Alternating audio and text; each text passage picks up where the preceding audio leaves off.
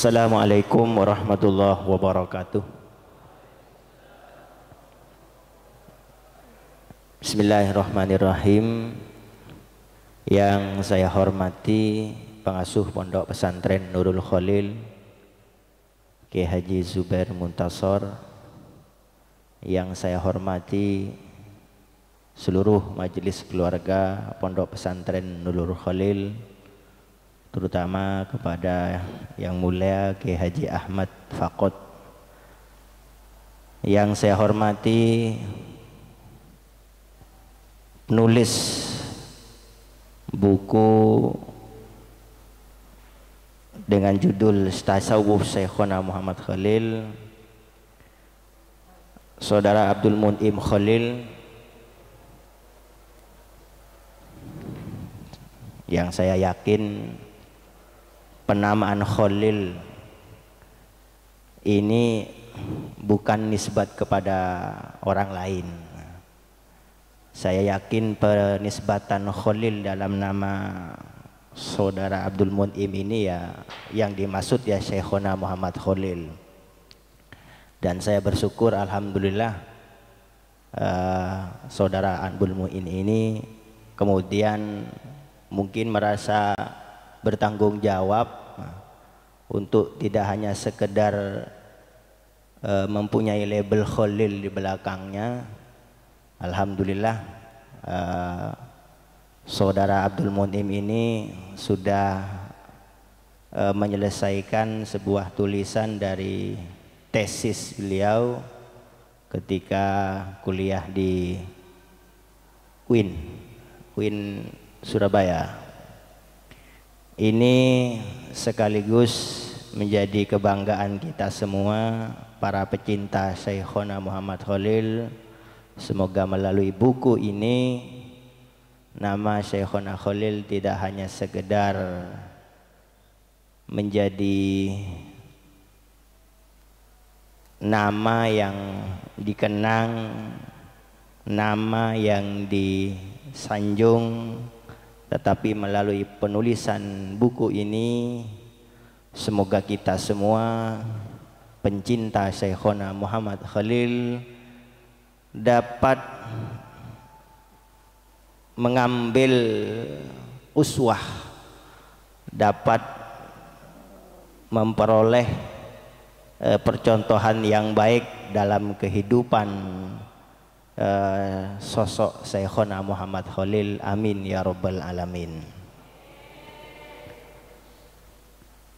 Sebelum saya memberikan beberapa patah kata, terlebih dahulu saya ingin memberikan klarifikasi bahwa tadi disebut dalam kurikulum vitae-nya saya lahir di tanggal 9 September. Ini saya ralat sedikit, saya lahir di tanggal 9 Oktober tahun 1979. Sebenarnya ralat saya ini hanya sekedar untuk mengantarkan penjelasan berikutnya. Yang penting adalah bahwa saya lahir di hari Kamis pas adzan subuh, ketepatan Kamis manis, makanya saya dianggap sebagai lora yang manis.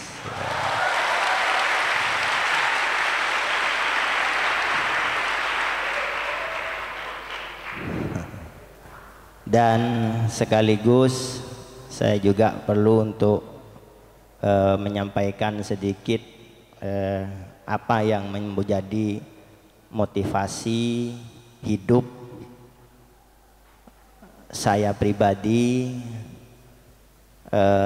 yang dalam perjalanan hidup mungkin sama dengan adik-adik ataupun santri-santri ini, bahwa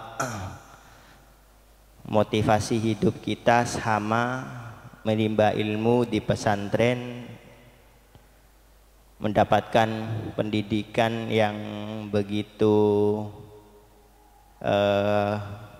kuat. Di pesantren kita selalu mengenal istilah barokah, dan saya pun juga sama. Hidup di pesantren, mulai dari saya tidak mengerti apa itu barokah sampai saat ini saya masih belum mengerti yang sebenarnya arti dari barokah itu sendiri. Alhamdulillah saya masih terus dalam proses pencarian barokah itu. Jadi teringat ketika saya dulu masa kecil hidup, alhamdulillah saya menghabiskan masa kecil ini juga terbilang banyak menghabiskan hidup di pondok pesantren Nurul Khalil ini. Waktu kecil dengan Kiai Ahmad ini, dengan Kiai Hasim, Kiai Fathur, ya. Bahkan dulu waktu kecilnya saya ingat saya pernah sakit gigi, minta barokah sama Rahasani, karena dulu waktu kecil Rahasani itu mantih copan aja pun. Dan alhamdulillah toman ki keneng neka nyoon barokah napa copanah Rahasani. Alhamdulillah iki beres dapelok langsung.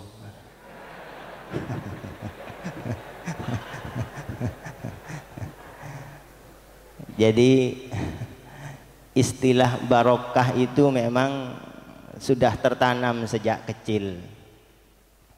Bahkan saya ingat ketika saya diajak oleh santri, jadi pada waktu kecil saya itu diajak, pertama kali saya diajak itu nyelase dek tejesah, entar ke tejesah.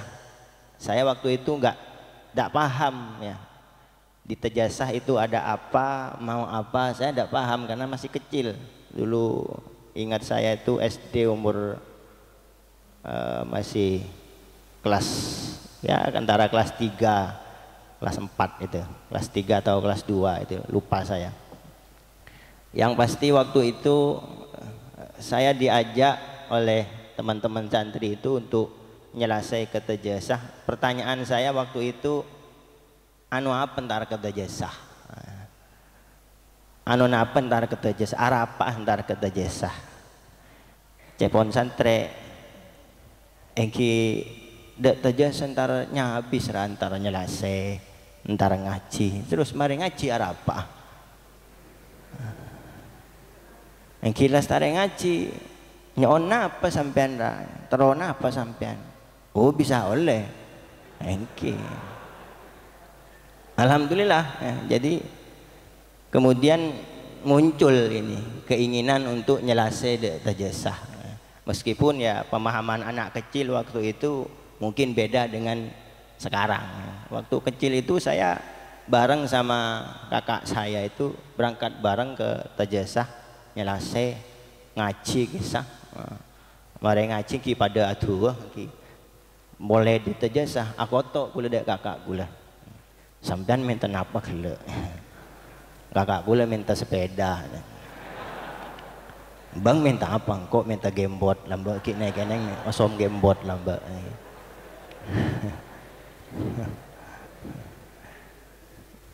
Alhamdulillah, alhamdulillah selang berapa lama ki pada tekah sepeda oleh gamebot oleh.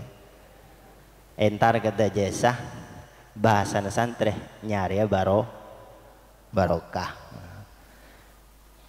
Dan semoga ini terus menjadi inspirasi bagi saya pribadi, terutama bagi semua pecinta Syekhona Muhammad Khalil, bahwa keberkahan itu yang hari ini menjadi sesuatu yang abstrak, tidak bisa kita lihat, tidak bisa kita raba, tetapi itu sesuatu yang nyata, sesuatu yang memang mempengaruhi terhadap bagaimana kehidupan kita.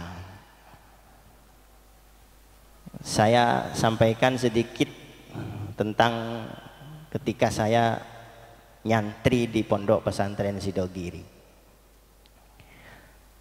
istilah barokah dan bela ini sangat kuat terpatri dalam pikiran. Meskipun saya tidak tahu apa sih barokah itu apa, sebenarnya barokah itu apa, bela itu apa, kan karena tidak bisa diwujudkan dalam bentuk yang jelas, kira-kira begitu ya. Yang namanya barokah dan bela itu tidak bisa dikonkretkan, kecuali kalimat barokah itu sesuatu yang kita bayangkan indah, sesuatu yang kita bayangkan menjadi kebahagiaan hidup, impian setiap orang. Sebaliknya yang namanya bala itu sesuatu yang menakutkan. Yang namanya bala itu sesuatu yang menakutkan. Dan bagi santri istilah barokah dan bala itu bukan ketika dia berada di pesantren. Karena kalau ketika dia berada di pesantren paling banter ki barokah ini kan ki prestasi kan gitu. Prestasi selama nyantri menimba ilmu, akhir tahun mendapatkan prestasi ini dan segala macam.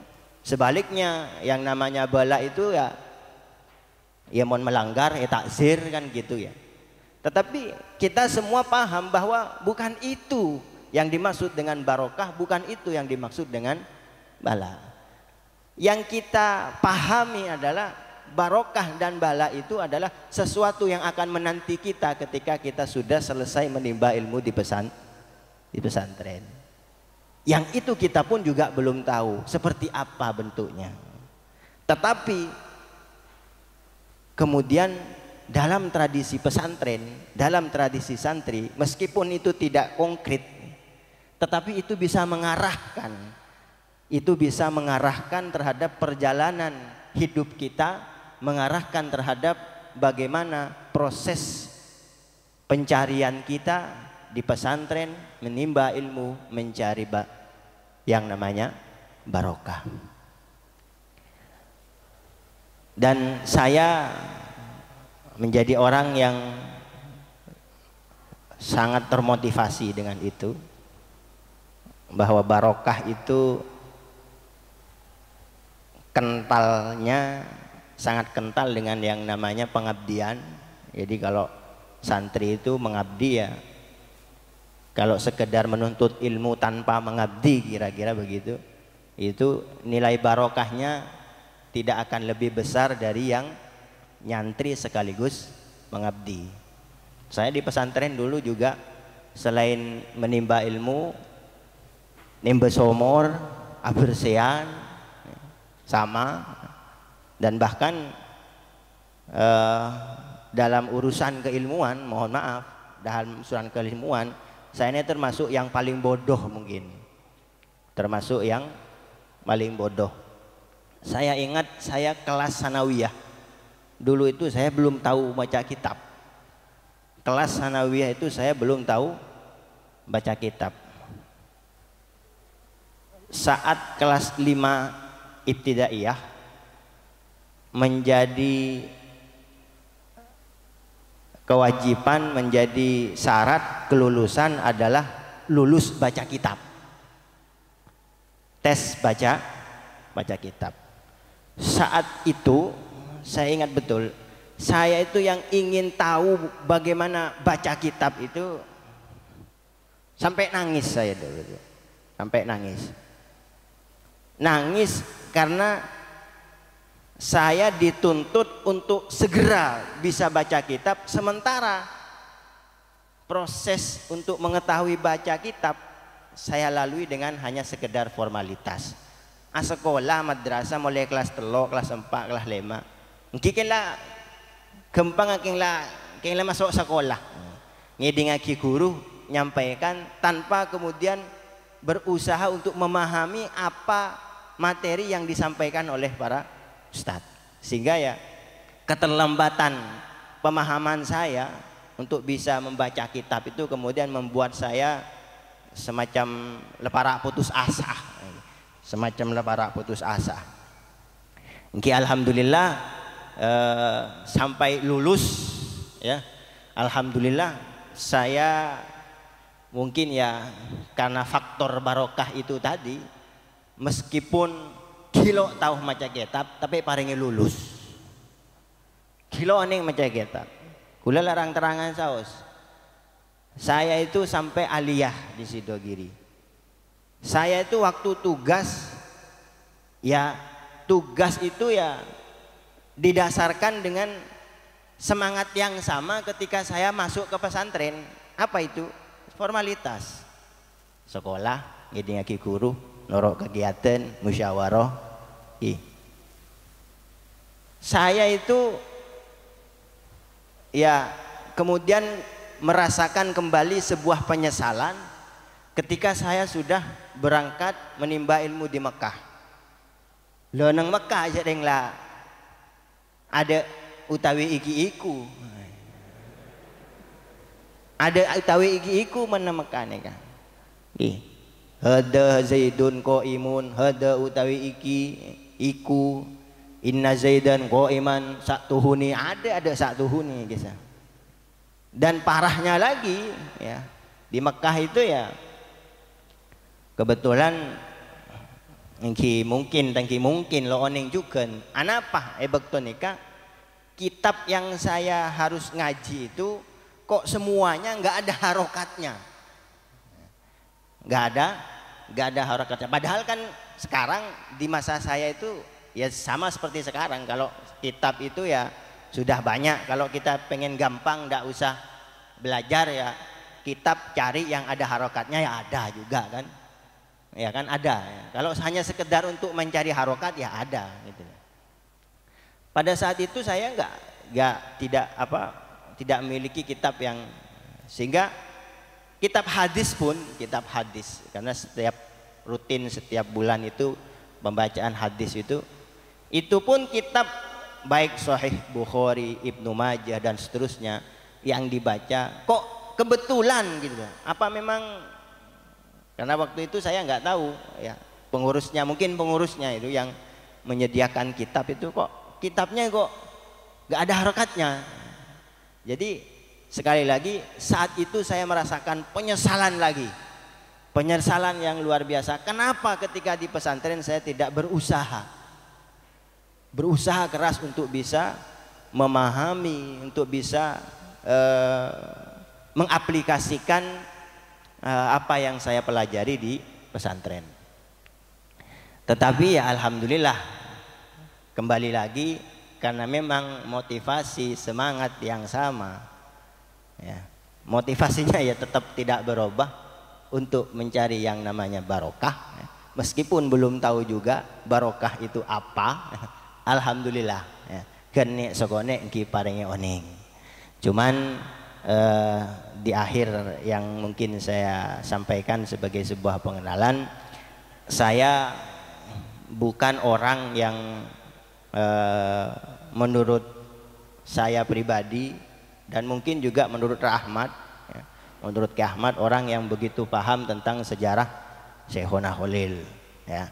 Saya terus belajar sama juga seperti santri-santri semua ini, dan tetap dalam motivasi yang sama mengharap barokah dari para masyaikh, utamanya Syekhona Muhammad Khalil, amin ya rabbal alamin. Para santri yang saya hormati dan saya muliakan, seterusnya dalam buku tasawuf ini saya hanya ingin memberikan sebuah kesimpulan saja ya, bahwa ketika berbicara Syekhona Muhammad Khalil, yang terpenting memang seperti apa yang disampaikan oleh Ki Ahmad tadi. Syekhona Khalil ini ya selain kita kenal keilmuannya, spiritualitasnya sangat tinggi. Syekhona Khalil ini menjalani kehidupan spiritual yang sampai kemudian mengantarkan beliau berada dalam posisi waliun min auliyaillah. Syekhona Khalil ini diakui oleh semuanya. Kewaliannya Syekhona Khalil ini luar biasa. Bahkan menjadi salah satu khazanah yang dimiliki oleh Islam di Indonesia ketika berbicara kewalian dari seorang Syekhona Khalil. Kebudayaan Islam, nilai-nilai sufi yang ditanamkan oleh Syekhona Muhammad Khalil menjadi salah satu kekayaan Indonesia dengan ulama sekaliber Syekhona Muhammad Khalil. Dan ketika berbicara kewalian beliau, tentu ini berbicara proses ubudiyah, proses di mana beliau dalam mencapai taraf hakikat, ya, mencapai taraf hakikat, mencapai pada kedudukan tidak sekedar makrifat tapi sudah hakikat, ya. Beliau melakoninya tentu banyak sekali kira-kira nilai-nilai kebajikan yang harus bisa kita contoh, kita ambil sebagai sebuah pegangan. Betapa seorang Syekhona Muhammad Khalil dari saking takzimnya kepada gurunya, seorang Syekhona Muhammad Khalil ketika mencari ilmu di sebuah pesantren, dikatakan beliau tidak hanya rela untuk memberikan pengabdiannya, tetapi kemudian juga bisa kita lihat seorang Syekhona Khalil bahkan merelakan kehidupannya untuk kepentingan khidmah kepada guru-gurunya. Ini tarbiyah yang luar biasa yang kalau kita baca dan kita lihat hari ini, nilai tarbiyah yang mementingkan terhadap yang namanya pengabdian terhadap guru, ini sekarang sudah mulai terjadi penurunan. Kemudian saya tidak ingin memberikan cerita-cerita tentang Syekhona Khalil karena Syekhona Khalil ini sudah menjadi semacam kalau dalam istilah pewayangan itu ya sudah menjadi ikon salah satu, sehingga yang ada di masyarakat semua adalah cerita-cerita rakyat. Dan saya kira tanpa harus kita mencari keabsahan cerita-cerita rakyat itu, ya, kita semua bersepakat bahwa apapun cerita tentang Syekhona Khalil tentu itu baik dan bisa menjadi pegangan bagi kita. Syekhona Khalil dengan perhatiannya terhadap agama, Syekhona Khalil dengan perhatiannya terhadap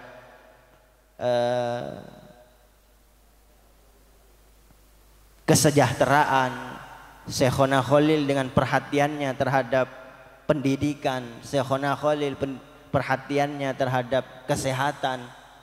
Saya kira banyak sekali cerita-cerita tentang Syekhona Khalil yang hampir menyentuh terhadap semua sektor kehidupan masyarakat. Ya. Kalau Syekhona Khalil kita lihat meninggalkan sebuah monumen bersejarah, sebuah kapal. Ini artinya Syekhona Khalil memberikan perhatiannya terhadap bagaimana kesejahteraan masyarakat.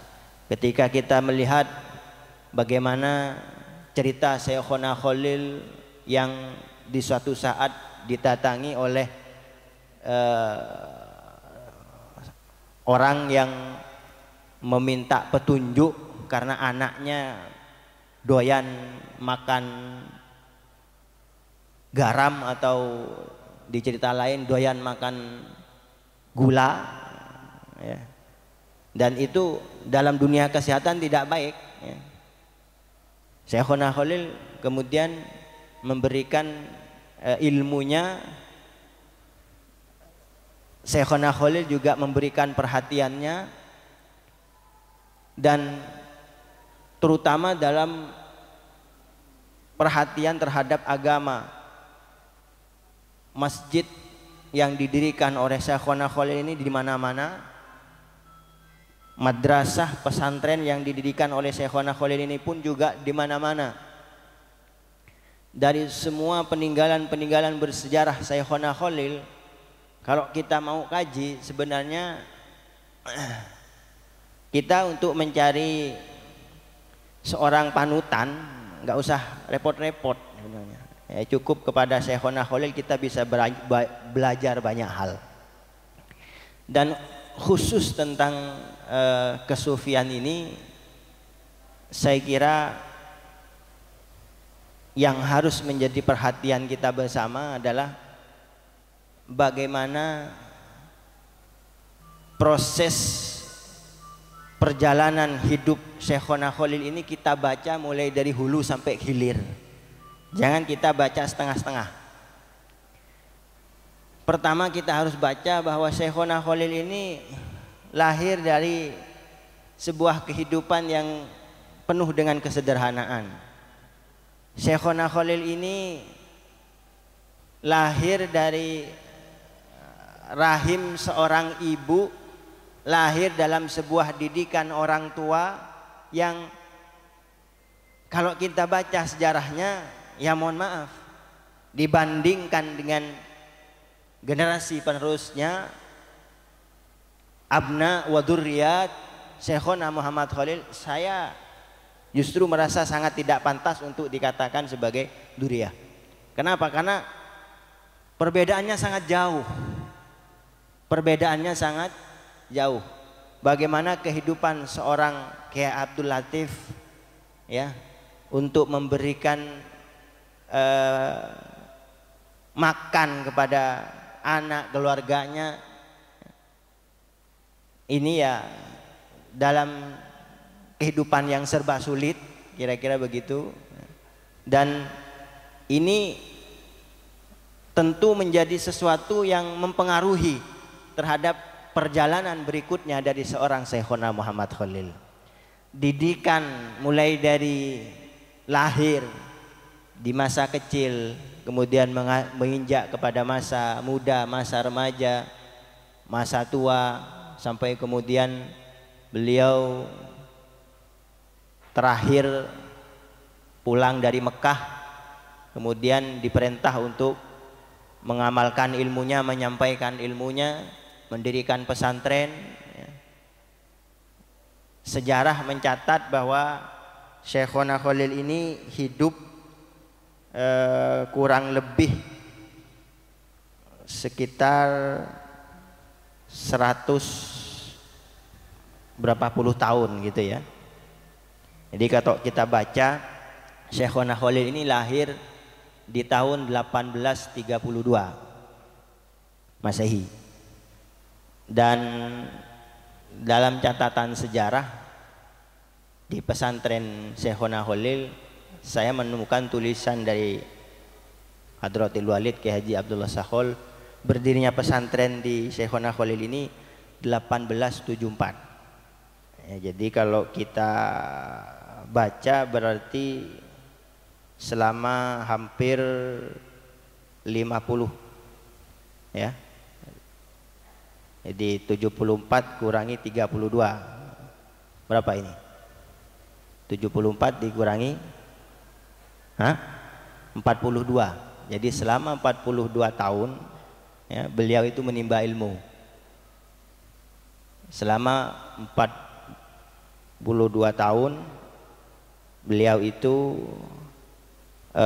menimba ilmu pindah dari satu pesantren ke pesantren yang lain, dan kita baca wafatnya beliau itu kan 1925. Jadi setahun sebelum lahirnya Nahdlatul Ulama. Jadi Nahdlatul Ulama itu lahir pada 1926. Syekhona Khalil itu wafat tahun 1925. Jadi praktis kita bisa membaca bahwa semasa hidup Syekhona Muhammad Khalil, mulai dari kecil, kemudian beliau mondok, berkeliling, melanglang buana, menimba ilmu kemana-mana, sampai kemudian kembali lagi ke pesantren, membina pesantren. Dan justru yang kita ketahui, atau yang lebih masyhur di masyarakat adalah bagaimana beliau mendidik santri-santrinya, bagaimana beliau menyampaikan ilmunya, bagaimana beliau memberikan gambaran melalui cerita-cerita dari para santri-santri terdahulu. Santri Syekhona Khalil itu ya saya tidak perlu sebut semua, banyak, tetapi yang pasti hampir dari semua pendiri Jam'iyah Nahdlatul Ulama, semua kiai-kiai yang ada ikut serta dalam pendirian Nahdlatul Ulama itu adalah santri Syekhona Khalil. Karena kita tahu restu berdirinya Nahdlatul Ulama itu dari Syekhona Khalil. Kita lebih banyak membaca, atau di masyarakat itu lebih banyak mengenal atau mendengar cerita Syekhona Khalil ini ketika beliau sudah mendirikan pesantren, ketika beliau sudah menerima santri, mendidik santri-santri. Sebelum itu, ini saya kira ini kalau berbicara bagaimana tasawuf Syekhona Khalil itu, kuncinya ya di masa ketika Syekhona Khalil ini berproses dalam pencarian jati dirinya, berproses dalam semasa mencari ilmu, menimba ilmu di satu pesantren ke pesantren yang lain, ya. Dan di situ kemudian bisa kita ambil kesimpulan bahwa dari proses yang beliau lakoni dalam menimba ilmu menghantarkan beliau menduduki posisi yang terhormat, menjadi seorang waliun min auliyaillah. Jadi yang ingin saya sampaikan adalah bahwa buku ini memang sepantasnya dan seharusnya dibedah, dibaca, ditelaah oleh para santri yang masih aktif menimba ilmu di pesantren. Jadi karena ini bekal kita, ini bekal kita yang nyantri menimba ilmu di pesantren. Jadi kalau kita berharap bahwa kita akan mendapatkan keberkahan dari seorang Syekhona Khalil, menjadi orang yang juga memiliki pangkat derajat kemuliaan di hadapan Allah Subhanahu wa taala, maka tidak ada waktu dan tidak ada kesempatan lagi kecuali bagaimana kita sekarang berada di pesantren ini. Jadi itu mungkin sekedar untuk memberikan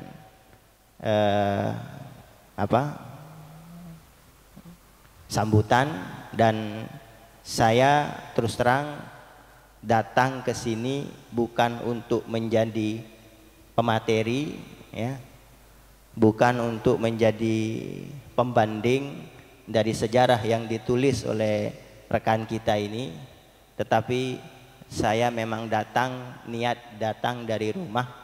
Saya ingin menjadi pembanding dari apa yang dilakukan oleh Syekhona Khalil dengan apa yang saya lakukan, untuk menjadi sebuah bekal bagi saya betapa Syekhona Khalil ini tidak akan pernah selesai kita bahas keilmuannya, tidak akan kita selesai untuk mengkaji tentang kewaliannya. Syekhona Khalil ini akan terus dan terus dibaca, terus dan terus dikenang, dan insya Allah akan terus dan terus menjadi figur yang akan membimbing dan mengarahkan kita semua untuk menggapai yang namanya barokah itu tadi. Amin amin ya robbal alamin. Saya kira itu dari saya. Mohon maaf kalau terlalu panjang ya, karena biar tidak kalah lah sama penulis ini, karena saya yakin nanti yang disampaikan penulis ini kualitasnya akan luar biasa. Jadi meskipun saya tidak berkualitas, yang penting saya panjang aja nggak apa-apa.